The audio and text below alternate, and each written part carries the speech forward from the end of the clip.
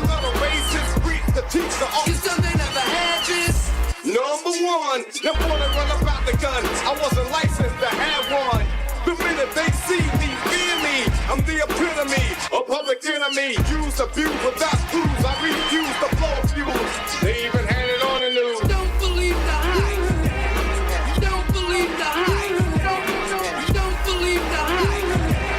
Back when I wrote y'all, yes. Did you watch the Bret Baier interview with Kamala Harris? I only saw clips of it, but I saw she was running circles around him. So okay, yes, as expected.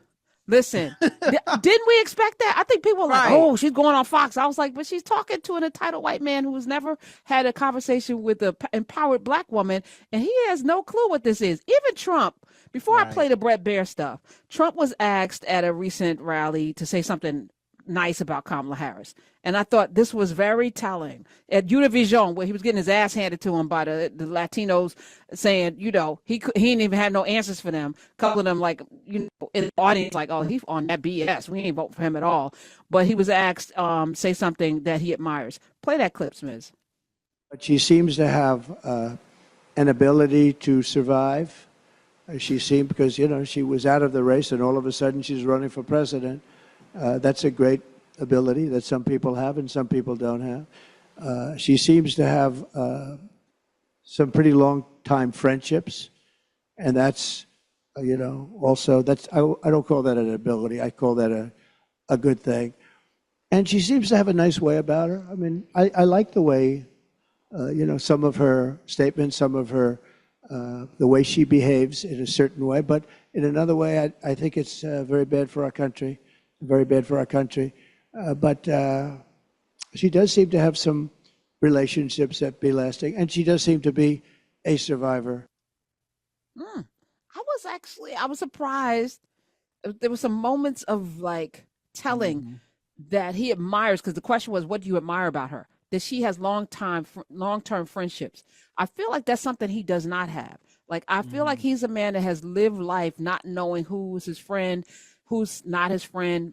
Everything's transactional, including with his wife and children, like his wives and children, that there's nobody that he could trust without the financial connection. She has people who are going hard in the paint because she's been that person, been there for folk. As I just played the first hour, the young lady that she met on the street in San Francisco who was unhoused, who she's still in that woman's life to this day. That I felt it was kind of like he had a little like, wow, I do admire that. I like how she is, things that he doesn't possess. He doesn't have the character or the way about him to even be nice. And then the resilience, because there is something to be said for somebody that's still here. Yeah, I mean, I guess he had to say something. It's, it's like, I kind of low key hate when they ask these questions, because, he did the same thing with Hillary Clinton, and she's like, he take care of his kids. It's like, man, this dude is a threat to democracy. There's nothing to talk about. And for him, it just comes off so phony to me, because, buddy, you call her stupid, and she's the furthest thing. She's definitely smarter than your dumb ass. Like, in his mind, though, I mean, I don't even want to be in his mind, but I think he believes he's doing theater. So the name calling, he doesn't believe that. He doesn't believe she's stupid. She handed him his ass on that stage, and he knows his ass was handed to her. When she walked up and said, I'm Kamala Harris, at that moment, he was like, I don't know what to do with that, And you could see him like struggling through that. He knows that she's not a dumb person, but the name calling has become his shtick. And it has to be, and it's ridiculous. It's almost cartoonish. To say the most ridiculous thing, because that's all people remember. And he also knows something which Dr. Umar knows, and a bunch of people. If you repeat a thing 3 times, it's like Candyman. It manifests, Roger Barrow. So you keep saying the thing, and then people start repeating it, which is crazy, but they do. Yeah, so, I mean, that's facts. It's just, I don't know. I think I just hate this man. So everything come out his mouth. I'm like, I don't want to give him no credit. I'm not giving him credit. I'm just no. I'm not saying you are. I'm saying I don't, because you asked me how I felt about it. I'm like, doesn't care. Okay. You know what I mean? You might as well say she's beautiful. Like, we know. Right. You know what I'm saying? Right. I do feel though, because we are inundated with all this misinformation, that we need to be able to sit and really examine, because on display, it was a thoughtful moment for him. Right. Where he had to, because no one's ever asked him that question, and he did. Right. He actually answered it. So I was like, oh, that's how he really feels. Right. He likes her. He thinks she's a nice person. She's got good friendships. She's resilient. Like, those are good things. I can't give her too much credit, but right. But then it's just, I don't have friends. I know he's going right back on the campaign trail and calling her stupid Correct, tomorrow. and calling her dumb. I'm just like, bro, like, at least, like I said, when Hillary tried to find something to say nice, it was like, he be taking care of his kids. At least I could be like, yeah, she don't need to bring that up during the campaign. She don't need to make a lie up about this man. Like, this is who he is. But yeah, that is surprising coming from him, but I think the bar is underneath the earth for his ass. So that's, everything seems nice coming from his mouth. I agree. The bar is the Geico lizard can't get under that bar. All right. So they did an interview. It was 3 times the ratings that Trump had the same day with Harris Faulkner. So that was the thing he was lying about. Like, nobody watched it. Everybody watched it with Bret Baier. It was terrible.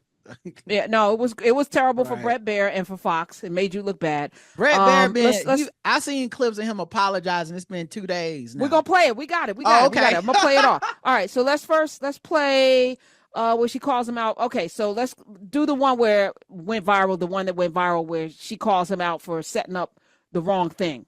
If he's as bad as you say, that half of this country is now supporting this person who could be the 47th president of the United States, why is that happening?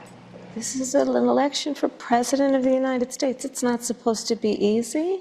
I know, but it's not supposed to be. It is not supposed to be a cakewalk. So are they misguided, the 50%? Listen, are they stupid? What is it? I would never say that about the American people. And in fact, if you listen to Donald Trump, if you watch any of his rallies, he's the one who tends to demean and belittle and diminish the American people. He's the one who talks about an enemy within, an enemy within, talking about the American people, suggesting he would turn the American military on the American people. We asked that question to the former president today. Harris Faulkner had a town hall, and this is how he responded. I heard about that. They were saying I was like threatening. I'm not threatening anybody. They're the ones doing the threatening. They do phony investigations. I've been investigated more than Alphonse Capone. He was the greatest gangster. No, it's true. No, but think of it. It's called weaponization of government. It's a terrible thing. So, Bret, I'm sorry, and with all due respect, that clip was not what he has been saying about the enemy within that he has repeated when he's speaking about the American people. That's not what you just showed. Well, he was asked about that specific... No, that's not what you just showed. In all fairness and respect to you, that was the question that we asked him. You didn't show that, and here's the bottom line. He has repeated it many times, and you and I both know that. And you and I both know that he has talked about turning the American military on the American people. He has talked about going after people who are engaged in peaceful protest. He has talked about locking people up because they disagree with him. This is a democracy. And in a democracy, the President of the United States, in the United States of America, should be willing to be able to handle criticism without saying he'd lock people up for doing it. And this is what is at stake, which is why you have someone like the former chairman of the Joint Chiefs of Staff saying what Mark Milley has said about Donald Trump being a threat to the United States of America. He's quoted in the Bob Woodward book that way, yes. Let me ask you this, Madam Vice President. You call Donald Trump... the significance of that. He kept trying to talk over her. And then there was one moment where she looked at him and was like, okay, I'm going to continue my... Yeah, okay. Yeah. And then he was like, oh, shoot. What just happened? She's such a great candidate. Like, I don't even understand what people are seeing or what they would want more from a candidate like her. And this media blitz that she went on is something I was hoping would happen. And like, I saw people being like, oh, she shouldn't go on certain channels and certain podcasts. I said, no, that's the benefit of it. You go right into the lion's den, because these people, as much as they have been given a platform with a lot of listeners, they are totally unprepared to actually sit there and be journalists. That's not their jobs. They aren't able to do it. And use those useful idiots for what they are. Then go there and you spread the truth. You go there and you give your platform and you tell them the ways that you would like to spread it, because they're not able to even see like the difference between like, oh, let me ask you about this policy and that policy. They've been spreading misinformation. The Shade Room is a beacon of misinformation. Yes. So ignoring it has not worked. And why hasn't it worked is because unfortunately the general public, the people that they share that misinformation, they revel in it. They go there, they leave comments, even if they just share it just to be like, oh, can you believe they said Trump checks? All you did was help them promote their platform. So now I got to go to this platform because the facts are it's big and y'all made it big. So I'm going to go there and say the truth. And now y'all share that. I love what she's doing. Yeah, no, initially I was like, but because she went everywhere. So once she sat down with Luke Campbell, she said, it's like all the Ricky smoke. Smiley, all the smoke. You go to Charlemagne, you go to the Shade Room. She went to Howard Stern. She's going to Joe Rogan. Like, there's no stone unturned. And then going into the belly of the beast at Fox, which has the largest cable news audience. You're right. They're only in the echo chamber. But I believe Pete Buttigieg showed the way, because when he goes on there, it's a new day.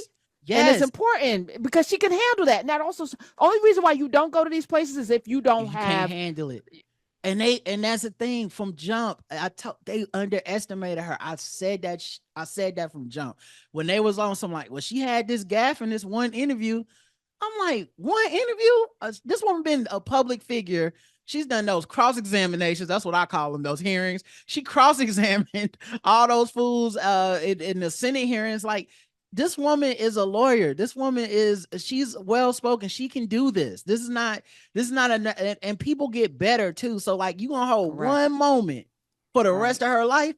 No, you know how you erase those moments? You pop up everywhere. Go everywhere. Do a thousand more moments. And the reason that it's even more is so smart is because it would be one thing if she said, I'm just gonna go on Joe Rogan, because that gives Joe Rogan his platform so much power. But when you like, oh, I'm going on everybody's show. You ever talk shit about me? I'm popping up in your face. Let's have it out. And all of them wilt. None of them. That girl the woman from Call Her Daddy a few months ago was talking about how she ain't a political show. She wouldn't have any of them on.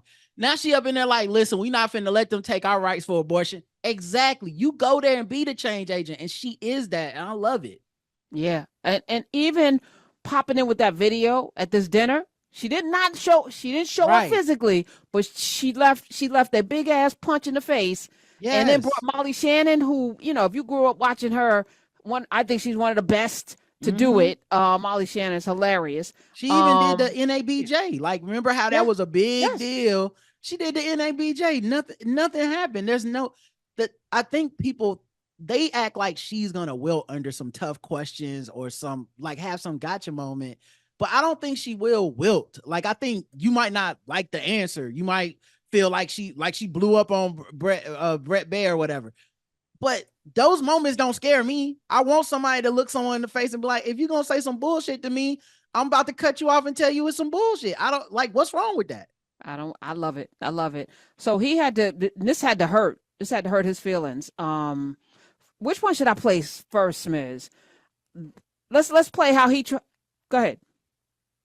Yeah, let's play that one where he said he made a mistake.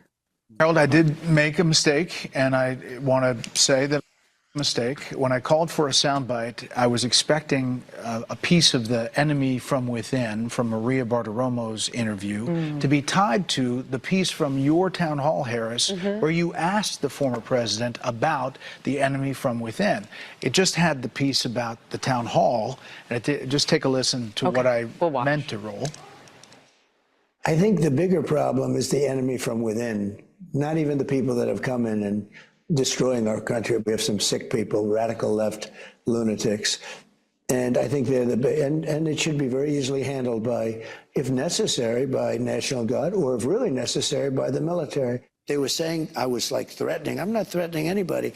They're the ones doing the threatening. They do phony investigations. I've been investigated more than Alphonse Capone. He was the greatest gangster. No, it's true. No, but think of it. It's called weaponization of government. It's a terrible thing. My point is that we asked him the question about that sentence and what he was trying to mean. You think they wanted to play that clip, Roderick? No. Yeah, I don't think so. I didn't think he made a mistake. I yeah, think he thought he was going to get away with it. And she was like, no. And it's funny how this whole interview thing was supposed to be like, if she keeps doing interviews, they're going to have a gotcha moment. Nah, she got your ass. Yeah. You on TV explaining the interview. We saw the interview. You explained it 2-3 days now. Like, hey, all right, so look, this is what had happened. We saw what happened. You tried something, you got busted. Let's play the other Bret Baier. I actually think this is a different take. I think she had a mission that she wanted to do, and maybe she wanted to have a viral moment. She wanted to have a pushback. She came to Fox News and she wanted to have a go after Donald Trump viral moment that plays on a lot of other channels and on social media. And I think she may have gotten that. But how's that working out for you? Oh, Bret Baier. I call him Big Head. He's got the biggest head in television. His head is like, he's probably like 5'4", but his head makes him like 5'10". Big head. And that moment happens because you tried to get her. Like, you could have sat up there and did a fair interview. We wouldn't be here right now. It'd be boring. Maybe it wouldn't go viral at all, but at least you could have been like, I didn't get my ass handed to me. But you was in there trying to play checkers and she was playing chess and you let it happen. And if you're Fox News, I don't know how y'all don't know that coming in. Like, why? What reason do she have to come on here other than... So, Roderick, this is the story of white nationalism and racism. It will get you believing that everyone's DEI, people are just there because they're black, that black people are dumb, because 75% of white people self-segregate.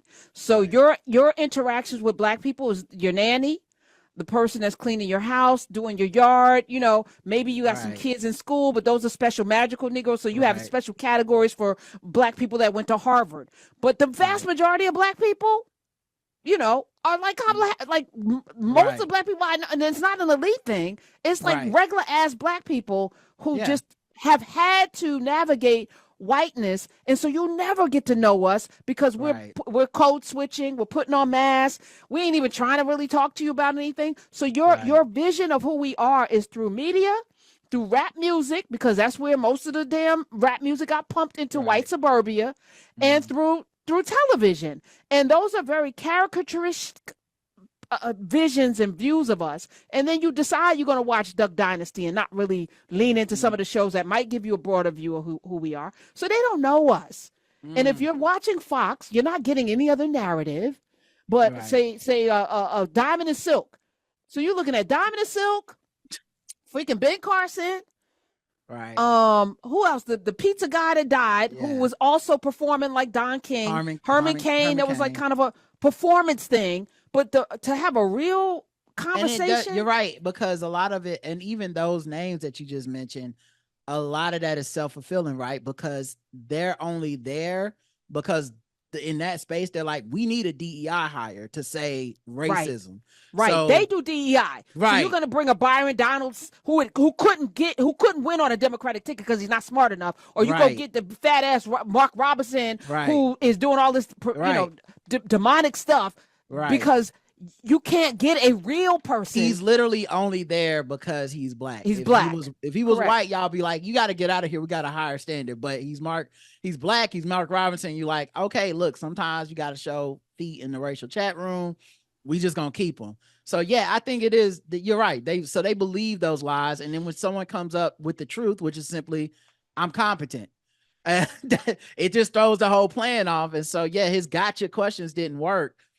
My days are cooler, nights are warmer, and I put the blame on you. Time moves slow, but my heart beats faster.